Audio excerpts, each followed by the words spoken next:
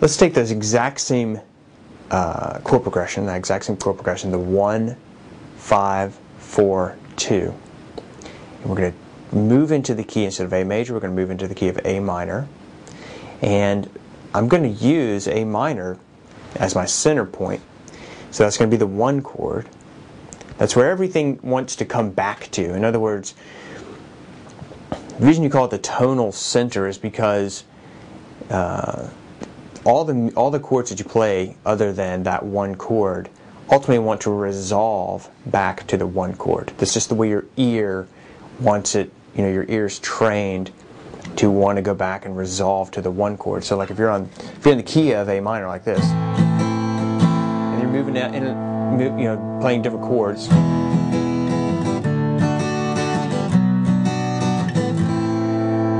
this is where it wants to end up.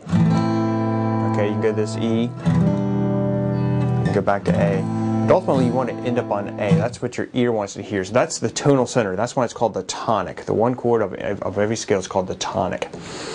Now, what you want to do, or in this particular chord progression, it's going to be a little bit different than what you're used to hearing, because I'm going back and forth between the parallel major and parallel minor. So you can see the key signature has no sharps or flats, so that tells you it's either the key of C or A minor, C major or A minor. And because I'm ending up on the A minor chord, you're going to be in the key of A minor. But you'll notice that the E, I'm actually borrowing from the parallel major, because the 5 chord in A major is E major.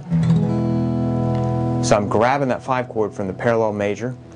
I'm also grabbing the 4 chord, which you expect to hear this. I'm actually grabbing the 4 chord from the major key, from A major, from its parallel major. The B minor really should be diminished, right? But I'm just making it minor, and it's functioning as the 2 chord, and therefore I'm grabbing it also from the A major scale. So the only difference between this chord progression and the one that we just had in A major is that it starts out with A minor instead of A major.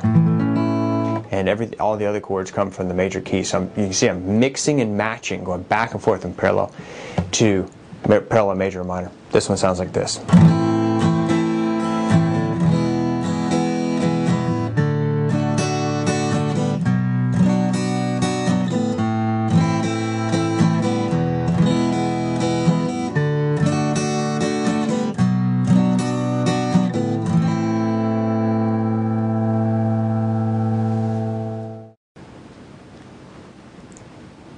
And we're going to take those same chords, 1, 5, 4, and 2, and we're going to substitute again from your parallel major.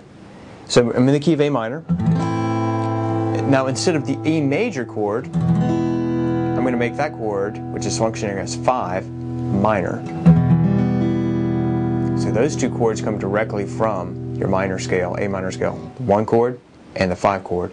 Then the 4 chord you would expect D minor, but I'm going to make it major and grab it from the A parallel major. Same thing with the 2 chord, you would expect this, but I'm going to make it just minor instead of diminished. So you have the first 2 chords, the E, A minor and A minor, are directly from the A minor scale. Then your next 2 chords, the 4 and the 5, are going to be from that A major. Sounds like this.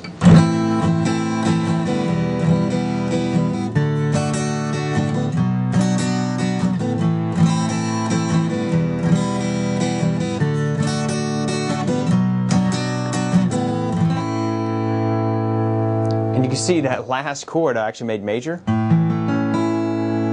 That's called a Picardy third.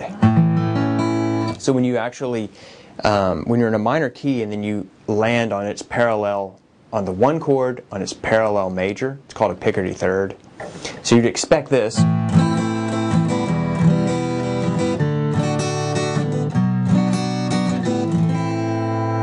But when you make it, use that Picardy third, you take this note, raise it a half step, and into that A minor. So it sounds like this.